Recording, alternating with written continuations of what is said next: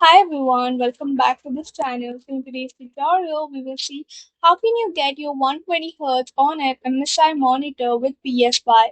So here's a fix to enable your 120Hz and set your HDMI 2.1. Step 1. Use a supported HDMI port.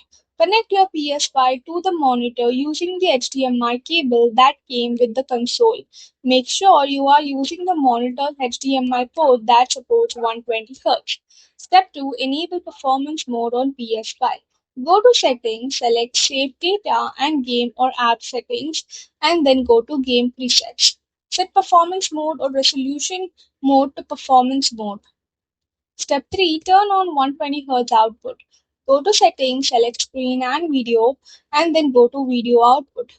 Set 120Hz output to automatic. Step 4. Check Monitor Settings.